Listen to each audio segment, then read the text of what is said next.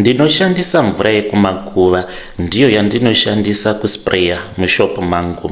Inini ndine boutique, murume wangu ane bar restaurant, anoitawo zvechikorokoza but haapindi mumakomba, anoita zvekusponza makorokoza. Tiri kuita mari yakawanda. Taitomboda kuendawo kuIreland kuti tinge tichienda kunoshanda ikoko. Ini ndoenda as NS8 ndozoti murume ange achizotevera, but mari yatiri kubata mukoma pamwedzi woga woga ndinokwanisa kutobhadhara kana vanhu vari kushanda as a caregiver kuIreland vaviri kana kuti vatatu, even 4 people, because ndiri kubata mari yakawanda. Apa ndiri kungotaura nezveprofit yandinoita. Mumba munongogara makazara nemari. Tava kutoshaya kuti toita sei nadzo mari dzacho. Takambotanga tichaita dzungu rekutenga mastand, tikasvika pakutenga imba yakavakwa nechekare. Ko idzo motikari murume wangu akatanga achatenga maGD6, iko zvino ava kungofamba ndichachinja ndoti neRange Rover, because mari dzacho dzatinobata dzakawandisa. Mukoma ndainge nditomboriwo mudhikoni nemurume wangu kuchechi, asi pane zvakazoitika along the way zvakazondimanikidza kuti ndinge ndichizobatana neimwe n'anga. Ndokubva ndachizoenda kumatare ikoko nemurume wangu. After tagara pasi tikaona kuti sezvo zvikwereti zvainge zvatidzipa, kana kuri kunzi tikada kuti tinge tichingoramba tichishanda pasina zvimwewo zvinenge zvichitibatsiridza mumweya, taikwanisa kuzopinda bhizi. Nyaya yangu yakatangira mainge muri mugore ra2023. This was before the boutique. Ndisati ndava munhu anozivikanwa nekutengesa mawig muchurch zvekare nepamarketplace. Ndinotoita zvekutohodhesa, ende mawig andinogadzira highest quality. Ndatova nevashandi vanotongoita basa iroro rekungoswera vachingogadzira mawig pamba pangu tichitohodhesa, ende ndine macustomers akawanda. Vashandi vangu ava ndinoti kana vapedza vaenda kudzimba dzavo, pandinosara paya ndinospraya mawig avo avanenge vapedza kugadzira. Ndinomaspraya nemvura yekumakuva, zvakangofanana nezvinoitwa nemurume wangu. Kana akaona kuti kumakomba hakuchina chiri kubuda, kana kuti kunenge kuine vanhu vanenge vachida kumuvhara mari, anoshandisa mushonga iwoyo, anogonospraya apo pavanenge vachichera nemvura yekumakuva. Zvinoita kuti vanhu vange vachikutya. Mukoma, mushonga uyu kana muchiuda, kana muine mabusinesses, ini ndinokwanisa kukupai pachena nekuti ndakaona kushanda kwawo. Zvakatangira muna 2023, murume wangu ainge ava nemakore achishanda kuSouth Africa. Inini ndiri mucivil servant, saka ndakabva ndachizotaura nemurume wangu tikati zvinotoita sei, nekuti ainge apiwa mari nemurungu wake, ainge ava kuda kuenda kuAmerica. Apiwa mari kudaro ndokubva auya nayo, tikagara pasi tikati ngatitsvake imwe mari. Ndakabva ndachizoenda kumabhenki ndikatanga kutora maloni, ndikatora zvekare kubva kune shamwari nehama, kuitira kuti ndige ndichiwedzera business rangu, because ndainge ndava kuda kuvhura boutique asi nekasaluni zvekare pasaidi. Zvinhu zvakaramba mukomana chikurongeka. In 4 months ndainge ndisingachaiti profit. Zvikwereti zvainge zvava kutidzipa. Iniwo nemurume wangu tose tainge tava kuita sekunge tine mweya wejambwa nemunyama. Murume wangu ainge achingovharwa nemakorokoza zvekuti takasvika pakutengesa motikari yaainge akabva nayo kuSouth Africa. Tichiri pakutambudzika kudaro, nerimwe zuva ndainge ndakatongoteerera zvangu redhiyo. Handisi munhu anonyanya kufarira kuteerera redhiyo, saka ndopandakanzwa imwe n'anga yainge ichizvishambadza paStar FM ichiti iyo inogadzira mabusinesses evanhu kana kuri kunzi zvinhu zvako zvinenge zvakakuomerai. Nekuda kwekushaya ndakabva ndachizotora mafoni namba avo akaramba ongodzokororwa achidanidzirwa. Ndokubva ndaudza murume wangu, takambonyozera tikati n'anga zvinonetsa, mafoni namba ndiwawa andakupai mukoma, kana kuine vanenge vachizomada. Ndakabva ndachizoenda ikoko ndichiti tiri kuda kutsvaka mushonga weLucky.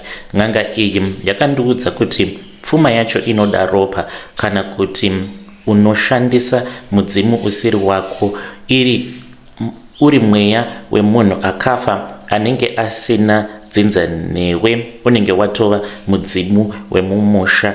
Saka takabva tachizopiwa mutemo, iri mitemo yakaomesesa, mitemo inotyisa. Asi kana uri pakutsvaka mari hauzombozvibvunzi mibvunzo yakawanda sekuti ndichazozvigona here, tichagona here kuzotevedzera mitemo yakadai. Saka chekutanga takanzi tinofanira kugeza nemvura inobva kumakuva. Ndainzi tinge tichienda kumakuva, kana tikaenda kumakuva usiku, then ndinobva ndachizongoona mvura inenge yakangozara iri mugomba. Handizivi kuti mvura iyoyo inenge yabva kupi. Then ndipo patinobva tatora mvura iyoyo, kunyange kari kakomba kadiki, but munotozadza bhaketi. Mvura iyi ndiyo yandinomwaya pamawigi zvekare, nekudiridza mungava muri mugadheni mangu, nekuishandisa kumwaya pagedhi kuitira kuti pagedhi pasazopinda varoi. Saka izvi zvinotibatsira kuti mawigi ange achizotengwa, ende neavo vanotenga mawigi kubva kwandiri vasazoita losi, vanotengesa nekukasika vodzoka kwandiri. Uye zvekare munhu uyo anenge angoisa chete wigi yacho mumusoro make anenge ava kungoda kungogara achitenga kubva kwandiri. Saka chechipiri, nyanga iyi yakatiudza kuti tinofanira kuti tinge tichizoshandisira hama dzedu. Ini ndakasarudza kuti vamwe bamunini, munin'ina wangu akaroorwa nemusoja, ndikasarudza kuti bamunini ivavo ndinofanira kuti ndige ndichizovaita zuzi, ndivo vandinopota ndichirara navo. Izvi zvinozivikanwa nemurume wangu. Iyewo murume wangu anorarawo neimwe hama yake, uyowo waakaita zuze, iri cousin sister yake. Saka ndakadaidza munin'ina wangu ndikati, chimbosvikai kuno muye kuzotiona nabamunini. Vakazoti vari paofu, munin'ina akauya nemurume wake vakambogara nesu kwemazuva mashoma. Saka ndaiti paya kana ndapedza kubika, kana kuti ivo mainini vabika, ndobva ndati regedzai kupakura ndichapakura. Pakuzonopakura mundiro yabamunini ndaizoisa mishonga. Zvekare pakazoya vatete, cousin sister yemurume wangu, ndivo avo vanoshandiswa nemurume wangu, even though vari married. Vanotomboita uzuze hwekutombopota vachitomboya kuzotishanyira. Kana vauya kuzotishanyira kudaro, ivo vanenge vasingatozivi kuti chii chiri kuitika pavari. Saka usiku paya ndinobuda mubedroom, ndobva ndaenda zvangu ndinonorara muspare nevana vedu vachiri vadiki zvavo. Murume wangu anoita usiku hwose achirara navatete nehanzvadzi yake kuvasvibisa.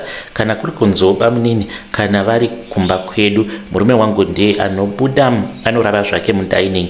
Ndinoita usiku hwose ndichirara nabamunini, kunenge kuri kuvasvibisa pamishonga yedu. Sezvo tiri vanhu vanogara vachingoenda kumakuva, tinofanira kuti tinge tichiwana vanhu vatinorasirira mweya iyo yatinobva nayo kumakuva. Ndokusaka tichizorara nehama dzedu idzi.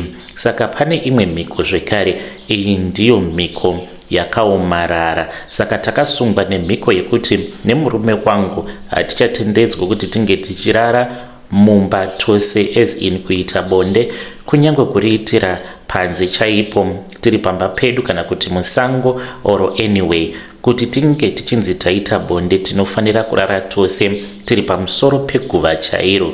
Izvi ndo zvinoita kuti mabusinesses edu ange achizoramba achingokura. Business rangu kana ndiri seni, aiwa, it is very impressive.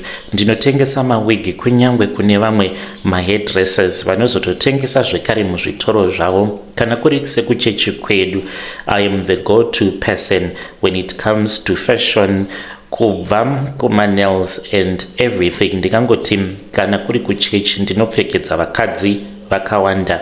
Apa kuchechi kwedu kune vakadzi vane mari mbinga chaidzo.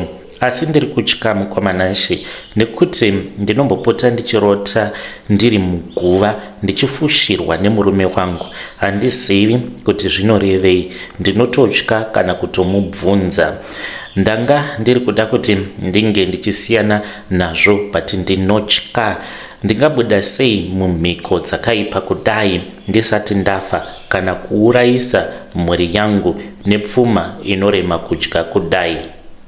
Muri yeZimbabwe ndo message iyo yandakatumidzirwa ichibva kune mudiwa muteereri wedu uyo. Ngatitaurei navo vanzvadzi vedu mucomment section. Hanzi kushandisa mvura dzekumakuva. Vadiwa vateereri, mundiregerera mazuvano nekusatanga nekukukwazisai, hakusi kuvhaira kwete, asi makange muchicomplaina mucomment section muchiti maintroduction acho anozonyanyisa, saka I just go straight to the confessions. You can tell me in comment section if you like it. Regedzai tivatenda panyedu inotevera. Nyedu inotevera yakamira sekudai so. Hanzi mukomana shemuri sei, ininiwo ndakapinda mune zvekurombwa, ndakatengesa chibereko changu nemari shomasa. Of course panguva yacho iyoyo ndaitozviona sekunge yainge iri mari yakawanda. Ndainge ndisina tarisiro yekuti ndichazoroorwa. Dambudziko rakaitika nderekuti kubva ndichiri musikana wechidiki ndaingozviona sekunge ndakashoreka because body structure yangu. Mukomana wandakatanga kudanana naye iye aitondiseka achiti ndiri kutokuitira favor kudanana newe because hauna body structure inovaraidza. Fast forward, ndadanana nevarume vakawanda, hapana kana aimbondiratidza kuti I am special. Ndini ndaitoita zvekutonyengerera kuti murume ange achizosvika pakurara neni. I never knew kuti Mwari vainge vaine zvakanaka zvavainge vakandirongera.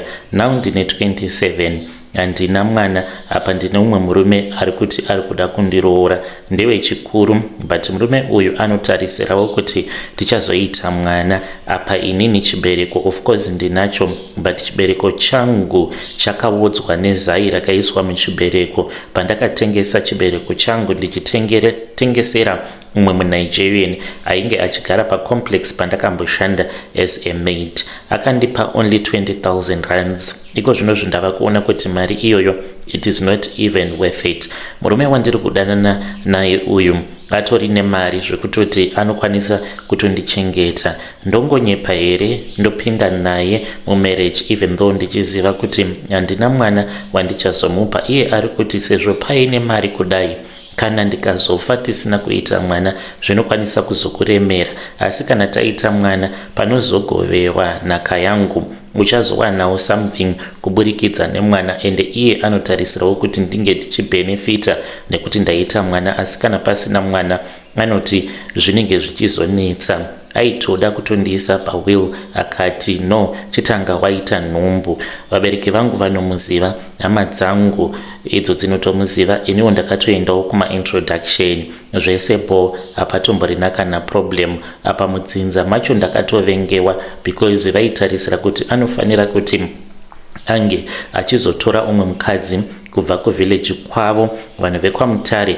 hameno zvavangori so, vanoita sekunge vanoda kungoroorana ivo vari vanasamanyika chete. Ini vakandivenga zvisingaiti. Apa ndiri kutya manje kuti nedambudziko rangu randagara ndiinaro, ndinokwanisa kuzovengwa even more nemurume kana nehama dzake. Zvese izvi zvakatanga nekuda kwekuti ndainge ndiine nzara yemari mujoni. Ndainge ndisisina kana cent, upenyu hwakaoma. Ndainge ndamira kushanda because munhu wandaishandira ainge ari wekuDRC. Ndakangoitawo munyama. Mukadzi wacho akatanga kungofungidzira kuti maybe ndiri kudanana nemurume wake, akatondifonera akatondinyima mari akati kwandiri ndichazokufonera. Saka ndainge ndagara ndiine mafoni numbers eumwe muNigerian. Ndakavafonera oga ndichichema ndikati ndaida kuti vange vachingondipa piece job ndikwanisewo kuwana kana chi100 rand ndikwanise kutenga hupfu at least nemafuta. Oga vakabva vachizoti kwandiri it's fine, hapana problem, unokwanisa kuzouya. Takazorangana date ndokubva ndachizodzokerako kucomplex kuya ndikabva ndachizotanga kuita basa rangu. Saka ndakamushandira murume uyu kwemavhiki matatu ndokubva achizogara neni pasi. Akabva ati iwe uri kutambura chii uine hupfumi hwakakura kudaro mumuviri wako? Ndikati nebody structure yangu ndinokonzwa varume vachindishora, handina hupfumi huri pandiri. Akati no, I don't mean your body structure. Unombozviziva here kuti une chakakosha chiri mauri. Kana ukandipa chibereko chako ndinokwanisa kukupa mari yekuti unotangidza upenyu hwako. Mind you, by then ndainge ndisati ndakambounganidza 10,000 chaiyo muSouth Africa. Kunzi ndaenda kumba, ndaingoenda kumba ndiine mari yebhazi. Chandaigona kuita kungotenga magroceries, kuzotobva kumusha amai vangu vaizotoita zvekutokwereta mari ndozodzoka, because handina kumbogara ndakashanda like permanent. Zvaingovawo zvemapiece job, ndichitiwo kana ndikawana piece job ndombogara ndozowana imwe.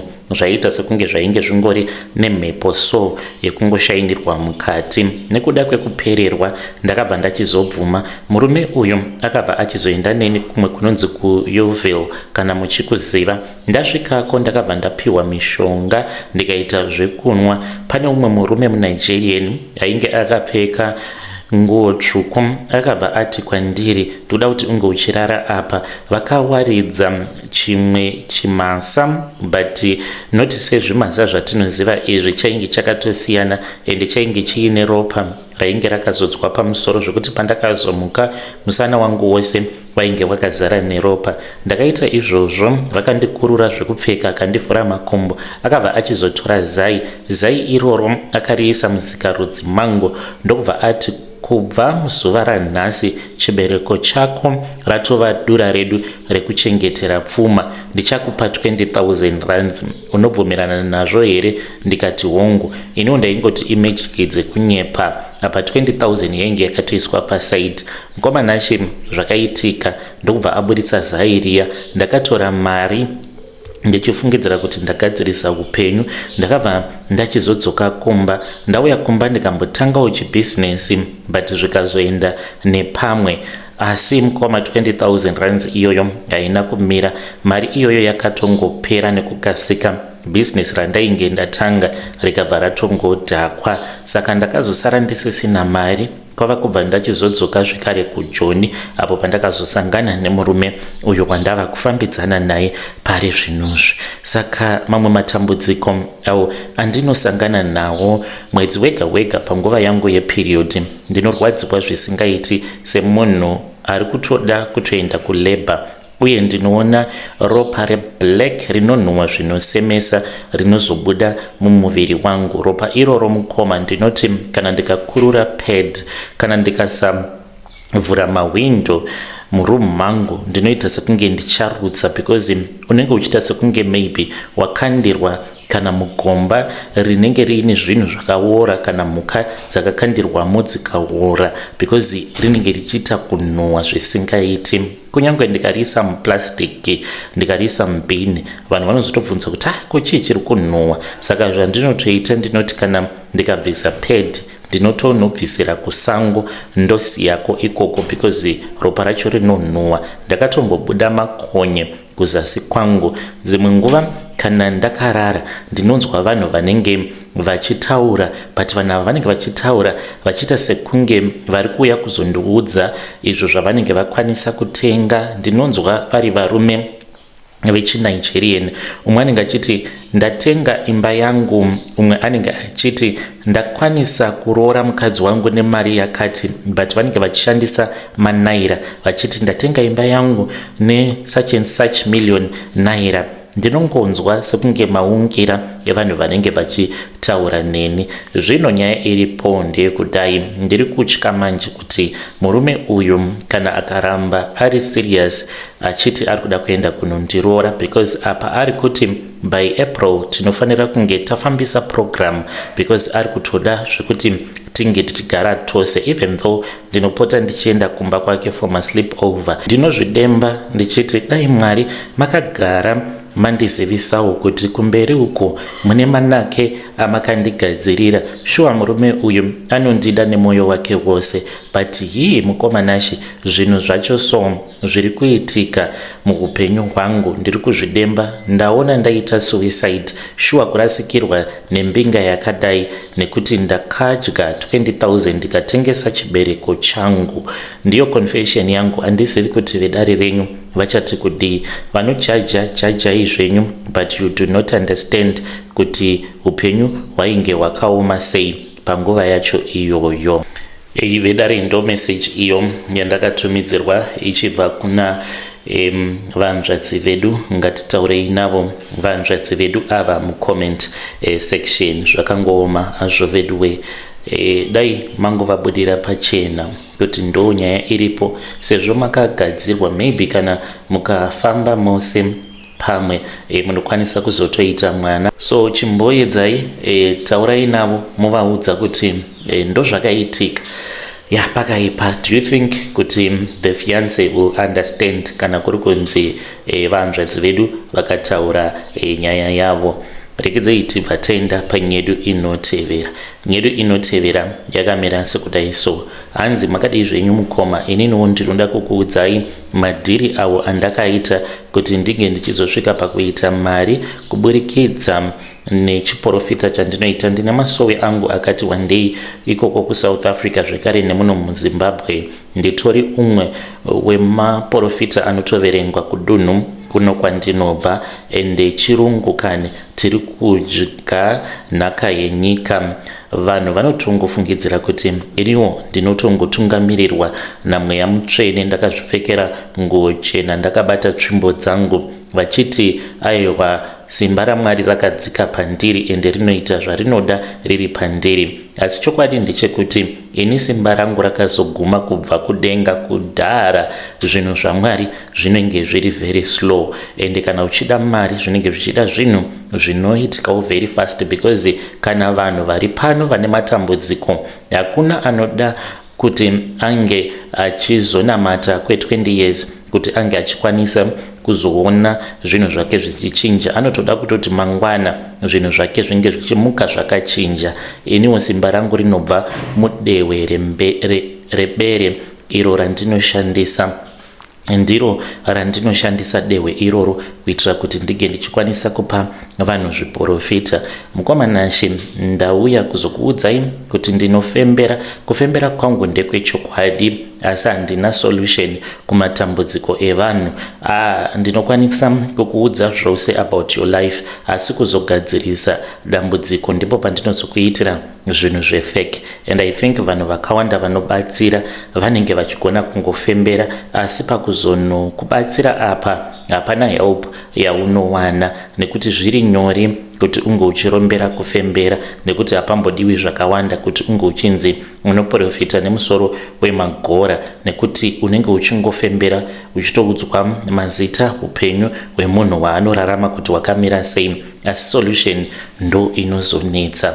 Saka sezvo muchiziva kuti bere itori mhuka inototyisa nekushamisa, mukomanashe, bere iyo inokwanisa kunhuhwidza mhuka iri kurwara, even though iri kure. Kana mhuka inenge ichida kufa iri kure nemhuka iyoyo, inoziva kuti kutori nenyama uko pane mhuka iri kurwara, iri kungotenderera iri musango. Inini dehwe iroro randiinaro iro ndere bere, ende pandinenge ndiri kumasowe kwangu, dehwe iroro ndo rinoshandisa masaisai ari muvanhu. Munhu wose ane masaisai awo ari maari masaisai iwawo ndinobva ndachizomabata. Kana ndamabata ndinototanga kutonzwa mupfungwa dzangu ndichitopiwa zvekutotaura, ende ndinokwanisa kunhuhwidza dambudziko rako. Ndinokwanisa kukuudza kuti iwe mumba mako mune dambudziko remunhukadzi ari kurwara, iwe kubasa kwako kune munhu ari kuda kuti unge uchidzingwa basa, zita rako nesene unonzi Nhengi, iwe mazuva ako asara mashoma pano panyika. Vanhu vanobva vati madzibaba manhonga tsono munoona mataura zvose, nekuti dehwe rebere iri rinogona kunhuhwidza riri kure. Saka maprofesi andinopa vanhu anenge ari maprofesi echokwadi 100%. Handinyepi pazvinhu zvandinenge ndichikuudza zvinenge zvichiitika mukupenyu kwako, asi ndinozokupa fake solution. Apa ndipo pandinenge ndichizoitawo mari yakawanda. Mukomanashe, kunyange ndichikwanisa kuona dambudziko rako, handina simba rekuzorigadzirisa. Simba rebere ndere kungokwanisa kungofembera chete, asi harisi rekuti ndinge ndichikwanisa kuzokurapa kukupa solution. Saka kana ndikakuudza kuti dambudziko rako ndariona, ndinoziva kuti unenge wava kutovimba mune zvose izvo ndinenge ndichazokuudza. Ndipo pandinobva ndachizokuitira zvefeki ndokuchaja mazimari akawanda. Ndinokwanisa kungokupa mvura ndichiziva hangu kuti haina chaichazonoita. Ndinokwanisa kukuudza kuti uya nemari yakati ndichitoziva kutoti imari yandinenge ndichazotongoshandisawo mumabhizinesis angu. Ndinenge ndichizongoita drama nekuti pakunorombera kubatsira ndokusaka muchiona n'anga dzakawanda dzichizvigona manje zvekufembera, asi kurombera kubatsira zvinodhura uye zvekare zvinozopedza dzinza. Asi izvi zvekungorapa kana kufembera uchishandisa misoro yemakora zviri nyore kwazvo nekuti hapadiwi zvinhu zvakawanda. Ndikuda kungobvunza mubvunzo wangu kumhuri yeZimbabwe, ndinganzi ndiri mbavha here kana kuti ndiri kutongoita basa rangu semuprofita? Handiti chekutanga chakakosha pamuprofita kuziva kuti munhu uyu auya mukereke yako ane matambudziko akaita sei? Ndinganzi ndiri kutadza here? Ndinenge ndiri mucomment section mukoma. Yo vedare ndo message iyo yandakatumidzirwa ichibva kuna mukoma vedu vari kuti ivo vanoita zvekuprofita vanoshandisa dewe rebere. Yo zvakangoma hazvo vedu we, maybe ndokusaka vanhu vakawanda vachikwanisa kukuudza dambudziko but pasolution apa hanzi panoti netsei, nekuti unge uchizova muprofita anodarikidza dambudziko remunhu kutogadzirisa zvose zvinenge zvichinetsa, hanzi panodiwa ropa remunhu. Saka zvinokwanisa kuzopedza dzinza rako, asi zvemakora izvi hanzi hazvinetse. Yo zvakaoma. Wakamboendawo here kune rimwe sowe ukati apa pakapa panenge pari kushandiswa misoro yemakora? You can tell us in the comment section. Rekedzai tipa taenda panyedu inotevera. Nyedu inotevera yakamira sekudaiso. Hanzi mukomanashi muri sei zvenyu bo here? Kunoko kuri bo chaizvo. Ndauya pano ndine secret yangu yandiinayo. Ino ndiri kudawo kuva famous pa social media, but zviri kundiremera. Masports acho ini azondiremera. Ndiri kukunyorerai neghost account, but ndichakuudzai zita repage rangu. Ndine page rangu, it is a cooking page, but zviri kuramba. Ndakatanga page rangu iri ndiine moyo muchena chaiwo wekuda kudzidzisa vanhu kubika, because I am a chef. Ndakatoenda kuuniversity, ndiri kuno zvangu kuSouth Africa. Mukomanashi ndinogona kubika ende ndine unyanzvi hwekubika, ndinotoshanda parestaurant. Asi dambudziko ndeiri, page rangu harisi kuda kuenda viral. Ndinopota ndichiona vamwe vakadzi vanongoita zvinhu zvisina kana musoro vachitowana maviews anotosvika kuma million and millions. Asi ini nekubika kwangu kwakanaka, ndinotaura zvine hunhu ndichiremekedza vanhu, but ndikatowana malikes 5 ndinototi Mwari kudzwai, 5 likes per video. Iye zvino mukomanashi ndabatwa nemweya wemuyedzo mushure mekunge ndataura nomumwe musikana akandiratidza page rake muSouth African anoita zvekutweka kuTikTok. Apa anotowana mari, mufunge zvenyu, zvekuti akatoregedza kutoenda kubasa nekungotamba achitamba zvisina hunhu. Ndiri kuti kana ndikatarisa paFacebook neTikTok ndinoona mavideos evakadzi vanongosimudza skate vachingotamba zvavo. Ndinoona maviews avo anenge akaita kuwanda. Apa macomments anenge ari mafire emoji ega ega, uye vanenge vachidirirwa mastar. Inini moyo wangu uri kuti zano nderipi? Kana ukasimudzawo kasketi ikako uchitamba uchikwenya kwenya uchitenderedza chiuno, vanhu havangazouyi here? Ukatoswera wava kutoita mari, because mari ndiyo yatiri kuda. I am so tempted mukoma, ndiri kufunga kuti ndinge ndichimbozviedza nekuti body ndinayo. Ndiri kufungidzira kuti kana ndikamboita zvetwerking pamwe ndinokwanisa kuzopushirwa mavideos angu ndobva ndaitawo mari nemukurumbira ndosiyana nazvo zvekubika because maviews acho mashoma. Saka kunyange ndiri kuda kuita zvinhu izvi ndinoti kana ndikatarisa murume wangu anoremekedzeka kuchechi apa tinoenda ku7th Day Adventist Church ndinotya chaizvo kuti ndinge ndichiita zvinhu zvakadai.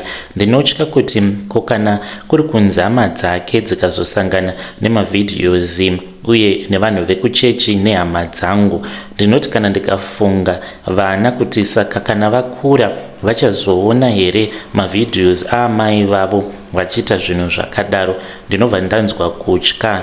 Ndiri pakati pekufunga kune rimwe divi ndiri kuda kubudirira kuitawo mari necontent creation, kudawo kuti ndige ndichiita sezviri kuita vamwe. Kune rimwe divi ndiri kuda kuchengetedza dignity yangu semudzimai wechiZimbabwe akaroorwa akachata. Ndoita sei mukomanashi kutamba kwacho ndinogona? Kokune nzira here yekuita viral pasina kuita zvinhu zvisina hunhu? Please assist me. Facebook ine mari kani? Mari dzandakaratidzwa neumwe womuSouth African anongopoza akangopfeka mathongs chete kana kuti nema see-through dresses ari kuwana mari pamwedzi, anowana more than 200,000 rands yaakandiratidza. I am so tempted. Ndoita sei? Ndopfeka chimaski here? Yo zvakangoma hazvo veduwe. Hanzi ndopfeka chimaski here ndobva ndatanga kutongopoza ndiitewo mari. Ya zvakaoma, ngatitaurei navo mucomment section. Hanzi zvine hunhu hazvina mari, zvisina hunhu ndo zvine mari. Mawani, let us try to speak with our dear sister in the comment section. Rekedzai tibva taenda panyedu inotevera. Nyedu inotevera yakamira sekudai so. Hanzi mukomanashi makadii zvenyu, please post my story makaviga chitupa changu. Pari zvino ndiri kunoko ku-UK, ndinoshanda handizorori nemurume wangu. Zvakatanga muna 2021 tainge tiine shungu dzekuvaka imbawo kwaMurewa wakakurirawo murume wangu. Murume wangu yainge ingoriwo nherera inongofamba ichingoitawo zvekungofudza mombe. Saka takabva tachizobata vamwe sabhuku avo vaaitoziva nekuti vainge vachitombomuchengeta muhudiki hwake. Takabva tachizoita deal, masabhuku deal. Sabhuku vakabva vachizotitengesera stand. Vatitengesera stand havana kunge vakatiudza kuti pamba apa pane makuva epo. Takaburitsa mari yakawanda tikatocheresa maborehole. Sabhuku vakadya mari. Takazoti taenda kumusha manje. Tasvika kumusha panguva yekuti imba yainge yava pa-window level. Tiri kuzimu imba yakadhirika kusina kana kumbonaya kana kuita sei. Takazoti taziva kuti mamba apa pane makuva 5 aripo evanhu vakashayika kudhara. Takabva tachizotaura nasabhuku tikati hazvisirizvo here zviri kukonzeresa kuti tinge tichisanganawo nemabad luck, because tainge tava kungorwarirwa nevana muno mu-UK. Sabhuku vakati kwete kana sandizvo zvingakonzeresa. Saka mukoma tadzoka kunogwa hana yangu yainge yava kungogara ichingorova. Ndava kuita sekunge munhu anopota achibatwa nemapanic attacks. Pari zvino sabhuku ivo vari kutoti ndichakutsvakirai kumwe. Apa patova nemakore akawanda. Kuzovaka hatina kuzoenderera mberi nekuvaka. Takabva tachizoendawo kune rimwe sowe patainge tiri kuZimbabwe nerimwe gore. Saka takaudzwa kuti musha uyu unongoda kungochenurwa chete. Pamba ipapo pari kufanira kuti pange pachizoitwa bira kana varidzi vepo vongorova makuva kuitira kuti mweya yevanhu ava inge ichiziva kuti musha uyu wava musha uri mumaoko evamwe vanhu, kana kuti hama dzevanhu ava dzouya kuzotora ivhu paguva rimwe nerimwe voenda nevhu iroro vonorisiya kumakuva matsva, because vainge vari vanhu vaimbogara muvillage imomo asi vakazongosiya musha kwemakore nemakore. Vakangoramwa musha kwava kubva vachizoenda kune rimwe village, ende musha uyu ivo vanoti havachaudi.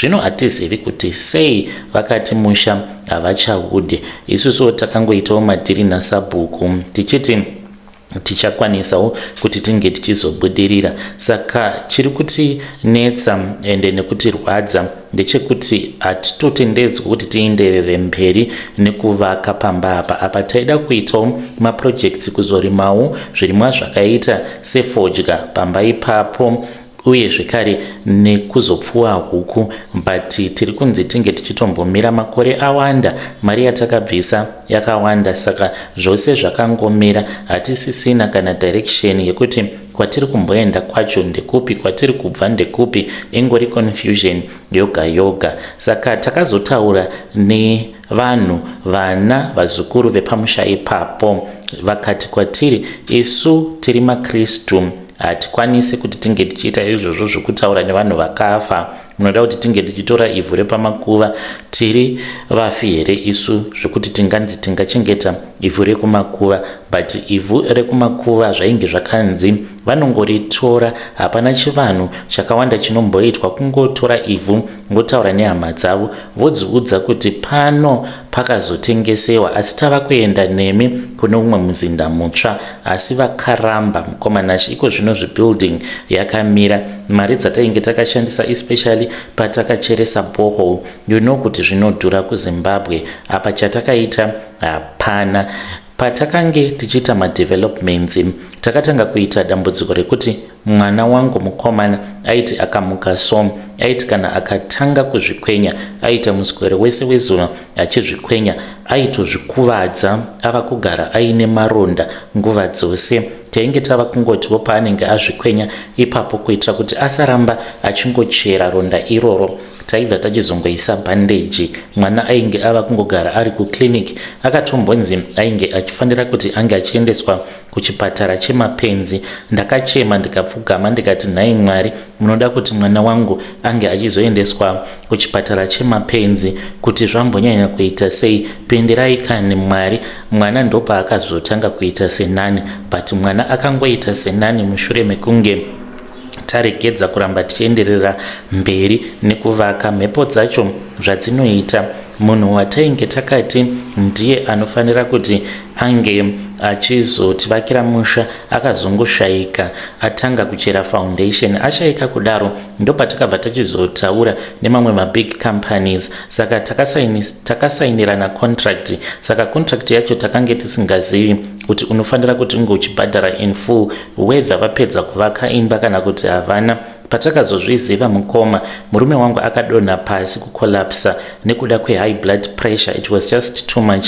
Tikabhadhara mari, ndiri kutaura nezvemari yeimba 5 rooms yatakabhadhara kukambani yacho yandinotya kutaura nezita because zvine chipolitics mukati. Varidzi vacho vekambani takazotozviziva mushure mekunge tatanga kuramba kuti isi hatungabhadharika nekuti tine machallenges atiri kufesa pamba apa.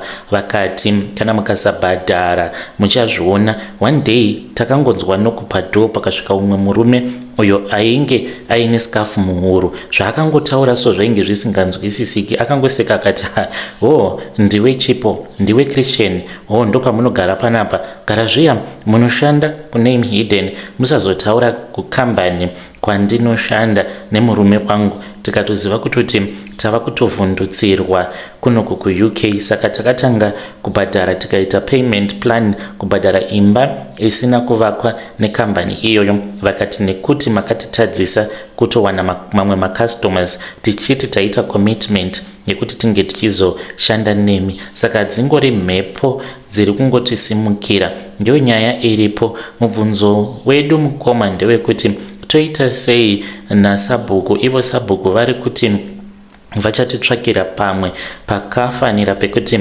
tinozotanga kuvaka umwe musha. Apa tiri kutya Sabhuku vacho ava vakatombobatwa. Tine nyaya idzo dzatakazongonzwa zvaitotyisa zvichinzi Sabhuku ivavo vane nyoka dzakabatwa dziri pamba pavo, dzichinzi dzainge dziri nyoka idzo dzavaishandisa pakurima kwavo kwavanoita.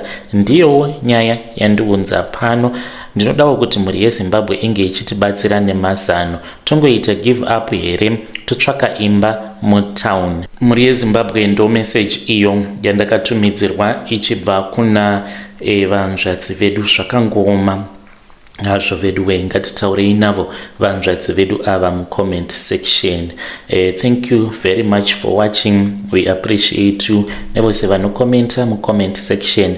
Thank you very much nekubatsira kwamunenge muchiita vadiwa vateereri vedu. Ngatisanganei zvekare mune zvimwe zvirongwa zvinotevera.